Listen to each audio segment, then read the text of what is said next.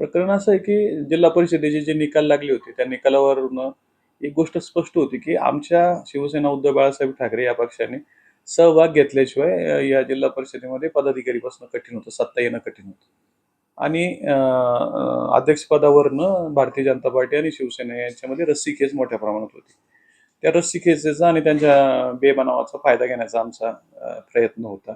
आणि त्या प्रयत्नाचा भाग म्हणून आम्ही गोव्याला देखील गेलो होतो. सुरुवातीला भारतीय जनता पार्टीने आमच्या पक्षाच्या काही सदस्यांना वेगळं करण्याचा प्रयत्न केला, परंतु ते आवश्यक संख्याबळ न जुटल्यामुळे ते होऊ शकलं नाही. आणि नंतर एकत्रितपणे आम्ही गोव्याला गेलो. गोव्याला असताना आम्हाला अंबादास दानवेंनीच गोव्याला पाठवलं. आमच्याबरोबर शिवसेनेच्या शिंदे गटाच्या एका पदाधिकाऱ्याचं देखील तिकीट मी काढलं. आणि आम्ही गोव्याला गेलेलो असताना आमच्यातली 2 माणसं निघून गेली. ती निघून गेल्यानंतर आम्ही निवडणुकीतनं अलिप्त राहण्याचा निर्णय घेतला. आणि ती निवडणूक झाल्यानंतर अंबादास दानवे यांनी संजय निकम आणि सोनवणे यांच्यावर भारतीय जनता पार्टीकडनं थैल्या घेऊन फुटल्याचा आरोप केला. त्याला प्रत्युत्तर म्हणून संजय निकम यांनी अंबादास दानवेंवर आरोप केले.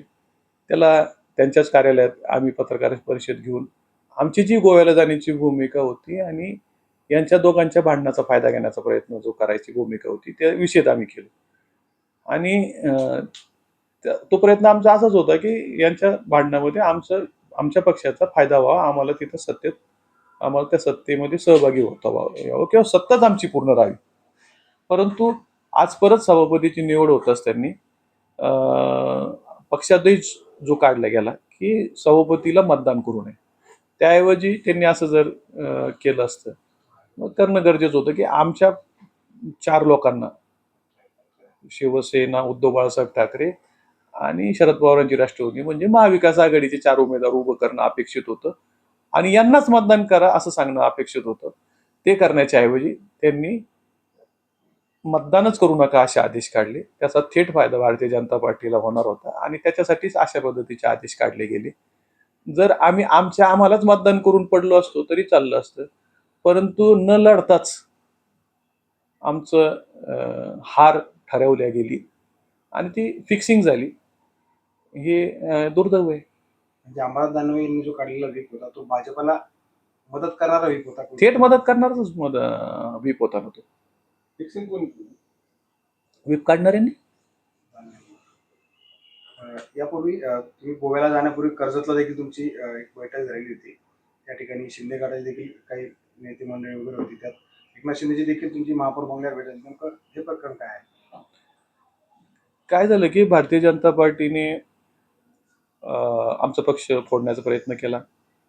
त्यानंतर मग आम्हाला बरोबर घेण्याचा प्रयत्न केला संघटना. नंतर त्यातनं आम्हाला 2 जागा कबूल केल्या. नंतर त्यांचं ठरलं की युती करायची. युती झाल्यावर त्यांनी सांगितलं की आता तुम्हाला कबूल केलेल्या जागा देता येणार नाही. मग त्याच्यानंतर आम्ही शिंदेंची भेट घेतली. शिंदेने सांगितलं की तुम्ही आमचं जर अध्यक्षपदावरून जर फिसकटलं तर तुम्ही एकत्रितपणे राहा. आम्ही काय निर्णय घ्यायचा त्या निवडणुकीच्या दिवशी घेऊ.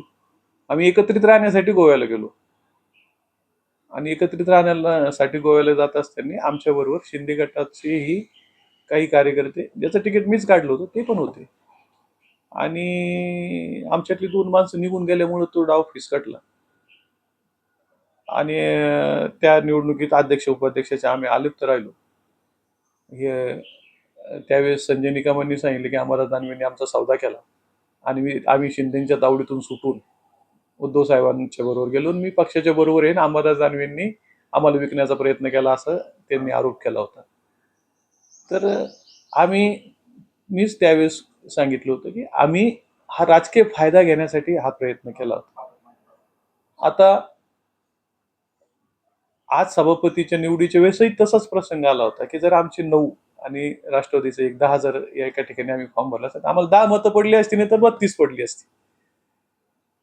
परंतु आमचे लोक मतदानात भाग घेण्यापासून थांबवल्यामुळं ते राजकीय गणित काही जुळून आलं नाही. म्हणजे युद्धात रिंगणात न उतरता तुम्ही हारले, न लढताच हारले. न लढताच जी 50% शक्यता होती जिंकण्याची ती धुळीस मिळून आम्ही न लढताच हारलो.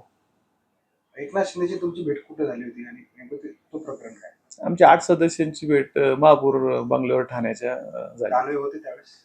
नाही, ते आमच्या आधी येऊन भेटून गेले होते.